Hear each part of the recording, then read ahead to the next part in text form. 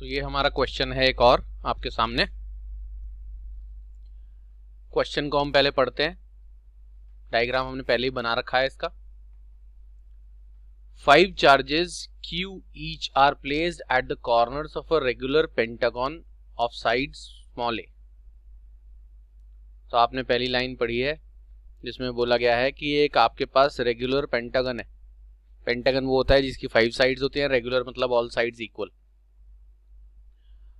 और उसके 5 वर्टिसेस पर, कॉर्नर्स पर Q चार्ज रखा हुआ है। देख रहे हैं, सब पर मैंने Q चार्ज रख दिया है।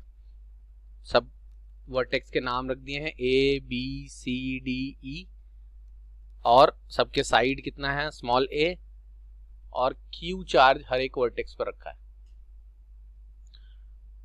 What will be the electric field at O? O ये पॉइंट कहा गया है, centre. If the charge from one of the corners, say A, is removed। आपसे बोला गया है कि अगर इन पांचों में से जो A पर चार्ज है ये Q, अगर ये रिमूव कर दिया जाता है तो सेंटर O पर यहां पर कितनी इलेक्ट्रिक फील्ड इंटेंसिटी है। तो बच्चे क्या करते हैं, सबसे पहले पांचों की वजह से चार्ज निकालते हैं और फिर उनका वेक्टर सम वगैरह करते हैं। मैं आपको इसका एक बहुत आसान और अच्छा और लॉजिकल तरीका बताता हूं। अगर ये A पर Q चार्ज है तो इसकी वजह से इलेक्ट्रिक फील्ड इंटेंसिटी ऐसे होगी, जिसको हम बोलेंगे EA। B पर जो चार्ज है उसकी वजह से इलेक्ट्रिक फील्ड इंटेंसिटी यहां पर होगी, जिसको हम बोलेंगे EB। और C पर जो चार्ज है उसकी वजह से इलेक्ट्रिक फील्ड इंटेंसिटी यहां पर होगी, जिसको हम बोलेंगे EC। और D पर जो चार्ज Q है उसकी वजह से इलेक्ट्रिक फील्ड इंटेंसिटी यहां पर होगी, जिसको हम बोलेंगे ED, क्योंकि away from the positive charge होती है इलेक्ट्रिक फील्ड इंटेंसिटी। और ये फिर E पॉइंट, इस पर जो चार्ज Q है उसकी वजह से इलेक्ट्रिक फील्ड इंटेंसिटी होगी यहां, अवे फ्रॉम द चार्ज, और उसका नाम होगा EE। अब आप देख रहे हैं कि इस पॉइंट O पर, सेंटर पर, एक ही पॉइंट पर 5 इलेक्ट्रिक फील्ड इंटेंसिटीज हैं। और मैं आपको रेड कलर से बनाकर दिखा रहा हूं जिससे आपको पता चल जाए। ये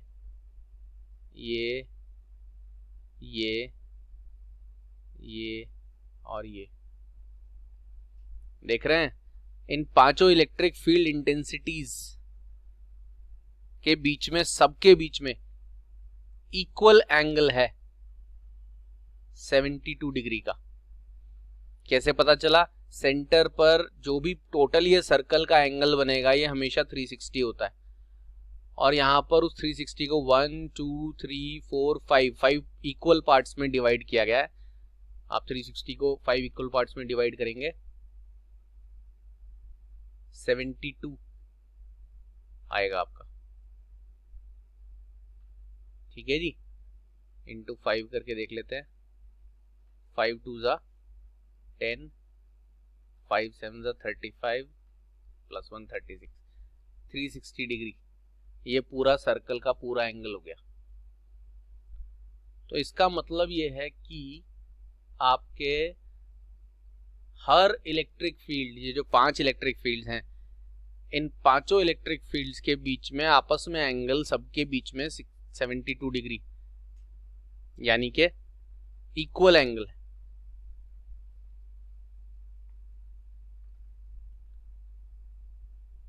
और वेक्टर का एक रूल होता है कि अगर एक पॉइंट पर 3 4 5 कितने भी वेक्टर्स एक्ट कर रहे हों, if they are acting along equal angles, उनके बीच में सबका एंगल इक्वल है और सबके वैल्यूज भी सेम है। आप देखो इलेक्ट्रिक फील्ड इंटेंसिटी का वैल्यू निकाल के दिखाता हूं मैं आपको। अगर EA निकालना पड़ेगा तो वो होगा 1/4πε0 Q/r²। और R हम किसको बोलेंगे? A से लेके O तक के डिस्टेंस को। ठीक है जी, A से लेके O तक के डिस्टेंस को हम R बोलेंगे। ऐसे ही जब आप EB निकालोगे, EB फाइंड आउट करोगे, वो भी 1/4πε0 आएगा Q/r²। EC फाइंड आउट करोगे 1/4πε0 आएगा Q/r²। ED फाइंड आउट करोगे 1/4πε0 आएगा Q/r²।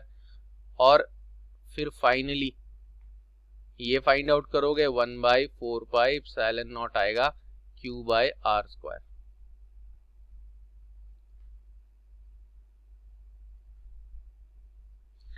आपके हर एक चार्ज की वजह से जो इलेक्ट्रिक फील्ड इंटेंसिटी आएगी वो आएगी सेम, क्योंकि हर चार्ज से सेंटर यहां तक का डिस्टेंस भी सेम है और चार्ज की वैल्यू भी सेम है। और ये पांचों इलेक्ट्रिक फील्ड इंटेंसिटी ऐसे 1 2 3 4 5 इक्वल एंगल्स पर जब एक्ट करती हैं तब उनका नेट E जो है वो 0 होता है। और 5 नहीं, कितनी भी ऐसी वेक्टर्स या इलेक्ट्रिक फील्ड इंटेंसिटी वेक्टर है, क्योंकि कितनी भी वेक्टर्स ऐसे एक्ट करें और अगर उनकी वैल्यू यानी मैग्नीट्यूड सबका सेम हो and they are acting at equal angles with each other, उनके सबके बीच में एंगल सेम हो, तो सब एक दूसरे को कैंसिल कर देते हैं। इनको रिजॉल्व करके देखेंगे तो सबके कंपोनेंट्स एक दूसरे को कैंसिल करते हैं। ये वेक्टर्स का रूल है कि if a number of vectors are acting at a single point and the magnitudes of all vectors are equal, then they cancel out each other and the net resultant vector is 0. Resultant of all those vectors is 0. तो इन पांचों का resultant 0 हो गया। अब आपसे कहा क्या गया है? What will be the electric field at O if charge from one of the corners से A is removed? यानी अगर ये वाला चार्ज रिमूव कर दें, ये वाला चार्ज यहां से हटा दें, की वजह से यहां पर ये जो इलेक्ट्रिक फील्ड है ये भी गायब हो जाएगी। ठीक है जी, ये गायब हो जाएगी। और अब आपको बताना है कि EA गायब हो जाने के बाद इन सारे बचे हुए की वजह से तो इलेक्ट्रिक फील्ड रहेगी, इस वाले की वजह से भी रहेगी, इस वाले की वजह से भी रहेगी, इस वाले की वजह से भी रहेगी, इस वाले की वजह से भी रहेगी। जिसको हटा दिया उसकी इलेक्ट्रिक फील्ड गायब हो गई, ये वाली गायब हो गई। आपको बताना है कि बाकियों की वजह से नेट इलेक्ट्रिक फील्ड कितना होगा, ये तो बताना है। बहुत आसान है, कॉमन सेंस की बात है, कुछ सॉल्व नहीं करना। जो नेट इलेक्ट्रिक फील्ड होगा बाकियों की वजह से वो होगा 1/4πε0 और Q/r², यानी यही वाला। अब बच्चे पूछेंगे कैसे पता चला? वो पता ऐसे चला कि इस वाले इलेक्ट्रिक फील्ड के न होने पर कितना इलेक्ट्रिक फील्ड बचे हुए चार्ज बनाएंगे, वो इतना बनाएंगे, क्योंकि जब ये आ जाता है तो ये वाला आ जाने पर इन सारों के इलेक्ट्रिक फील्ड इंटेंसिटी को क्या कर देगा? कैंसिल कर देगा। तभी नेट इलेक्ट्रिक फील्ड इंटेंसिटी क्या आएगा? 0 आएगा। यानी जब ये था तो नेट इलेक्ट्रिक फील्ड इंटेंसिटी 0 आ रहा था, और उसका मतलब क्या है कि इस वाले ने इन चारों के रिजल्टेंट को कैंसिल करा होगा, तभी तो सबका नेट इलेक्ट्रिक फील्ड इंटेंसिटी 0 आ रहा है।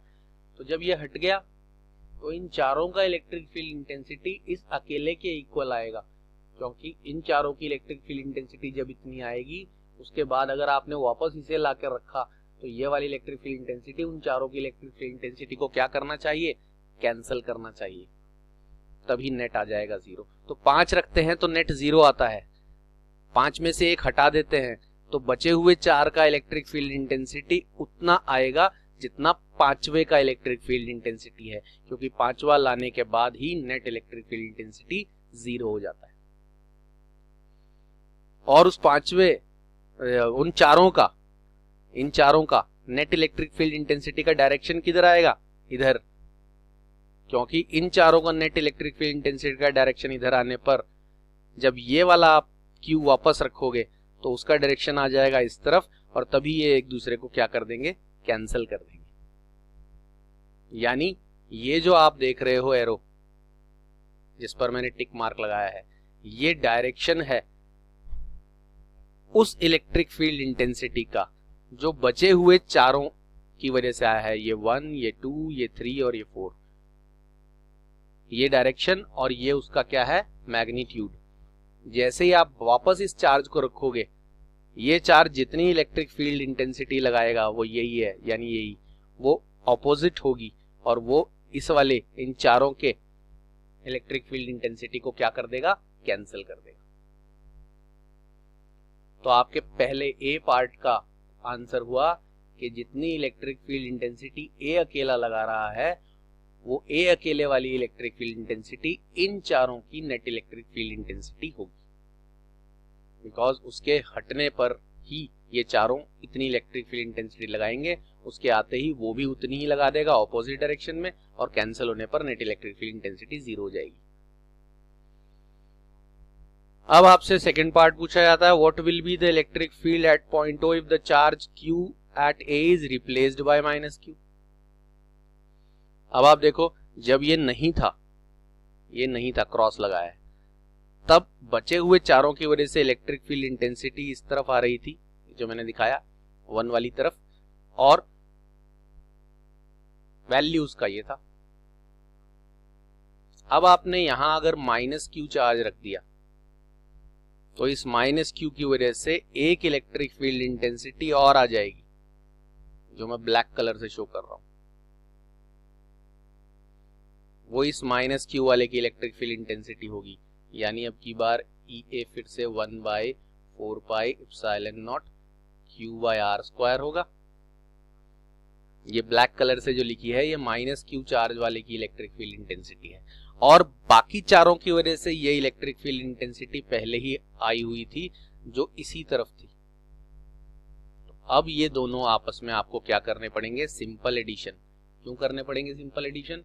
क्योंकि चारों की वजह से नेट इलेक्ट्रिक फील्ड इंटेंसिटी पहले ही इधर थी, आपने यहाँ -Q चार्ज रख दिया, उसकी वजह से एक और इलेक्ट्रिक फील्ड इंटेंसिटी है वो भी टुवर्ड्स द चार्ज आ गई।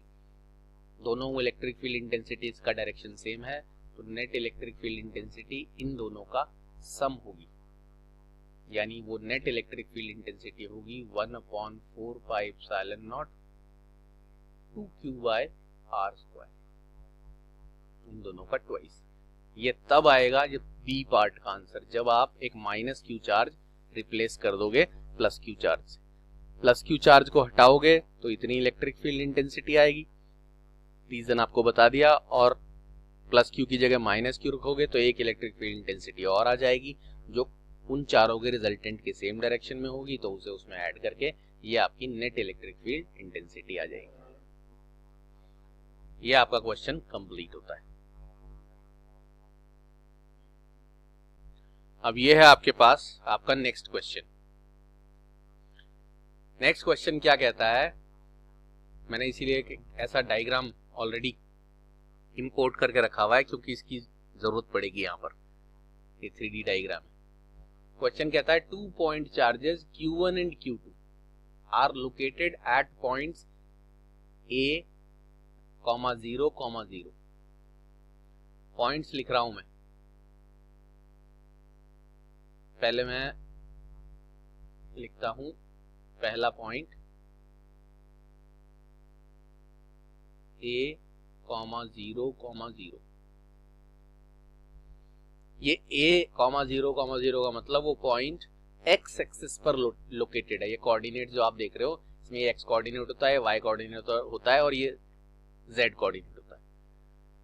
मैंने रेड कलर से लिखा है क्योंकि ये जो आप देख रहे हो ये आपका रेड कलर से x कोऑर्डिनेट में शो करने वाला हूं। तो मैंने सपोज कर दिया यहां पर वो पॉइंट है ए। अगर आप एक्स कोऑर्डिनेट पर ए पॉइंट लोकेट कर देते हो तो वो आपका पॉइंट कहलाएगा a,0,0, क्योंकि एक्स एक्सिस पर कोई पॉइंट लोकेट होता है उसमें y कोऑर्डिनेट भी 0 होता है और z कोऑर्डिनेट। उसके बाद मैं ग्रीन कलर से दूसरा पॉइंट लिख रहा हूं, क्या है वो 0B0। 0B0 का मतलब x कोऑर्डिनेट 0 है, y कोऑर्डिनेट b है और z कोऑर्डिनेट भी 0 है। तो मैं वो पॉइंट यहां प्लॉट कर देता हूं। ग्रीन कलर से मैंने y एक्सिस को रिप्रेजेंट किया है जो कि एक्स वाई प्लेन में है। ये जो आप ग्रे सा शेड देख रहे हो ये एक्स वाई प्लेन है, कोई सरफेस है जिसमें एक्स और वाई कोऑर्डिनेट्स एक्स और वाई एक्सिस है और एक्स और वाई कोऑर्डिनेट मैंने प्लॉट कर लिए। इन दोनों पॉइंट्स पर चार्जेस हैं। क्या हैं वो चार्जेस, लिख रहा हूं मैं। ए पॉइंट पर चार्ज है Q1 यहां और बी पॉइंट पर चार्ज है Q2 यहां।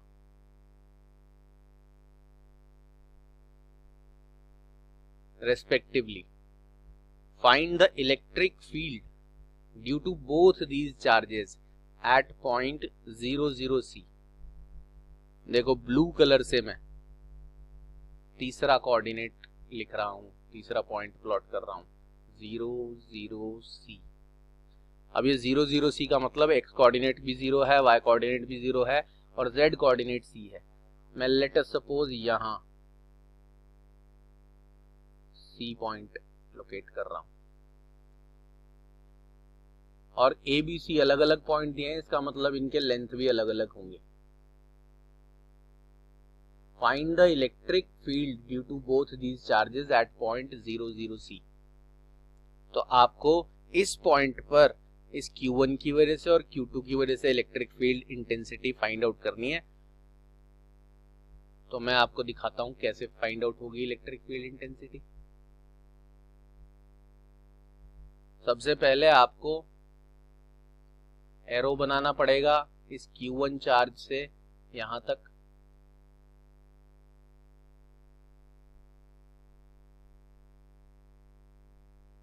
ये जो आप देख रहे हो ये एरो इस Q1 चार्ज से इलेक्ट्रिक फील्ड इंटेंसिटी को शो कर रहा है। किसकी वजह से, E1 कहेंगे इस इलेक्ट्रिक फील्ड इंटेंसिटी को, जो किसकी वजह से होगी, Q1 चार्ज की वजह से। और ये डिस्टेंस आपको मालूम करना पड़ेगा पाइथागोरस थ्योरम से। कैसे मालूम होगा ये डिस्टेंस, यहां से यहां तक की ये जो डिस्टेंस है ये a है और यहां से यहां तक की डिस्टेंस जो है वो c है। तो ये आपका जो डिस्टेंस होगा वो होगा √a² प्लस c²। ये डिस्टेंस ये है जो मैंने यहां लिख दिया।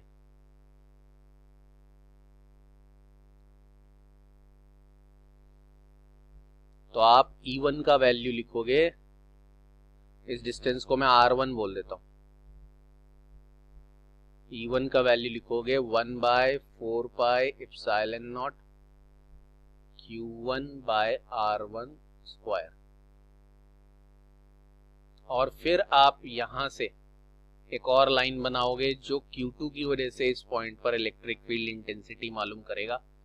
दिखाते हैं, इस Q2 की वजह से भी यहां इलेक्ट्रिक फील्ड इंटेंसिटी मालूम कर दें।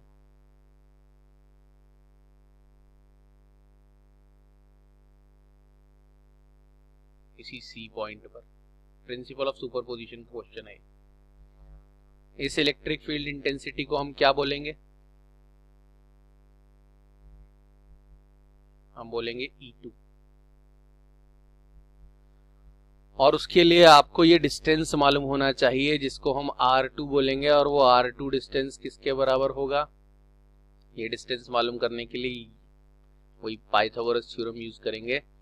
अंडर रूट, ये डिस्टेंस कितना है b और ये कितना है c, b² plus c²।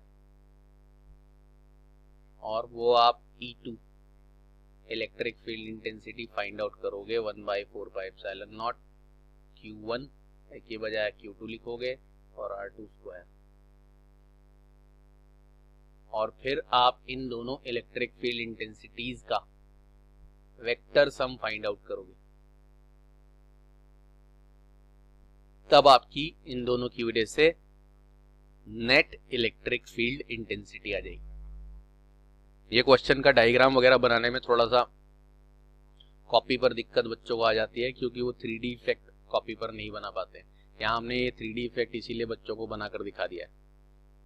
Question ये सिंपल है, एक Q1 चार्ज की वजह से इलेक्ट्रिक फील्ड इंटेंसिटी अलग फाइंड आउट करो E1, और Q2 चार्ज की वजह से इलेक्ट्रिक फील्ड इंटेंसिटी अलग फाइंड आउट करो E2, और फिर उन दोनों का वेक्टर सम कर दो। Q1 से उसका डिस्टेंस R1 वो अलग होगा, Q2 से उसका डिस्टेंस R2 वो अलग होगा, और फिर वेक्टर सम करके जो आंसर आएगा वही उनका रिजल्टेंट कहलाएगा। तो ये वेक्टर सम आपको करना है, वही उसका आंसर होगा। वेक्टर सम करने का तरीका आपको बताया जा चुका है। रिजल्टेंट निकालने के लिए क्या फॉर्मूला यूज करना है और डायरेक्शन निकालने के लिए क्या फॉर्मूला यूज करना है। तो ये आपका सेकेंड क्वेश्चन सॉल्व होता है।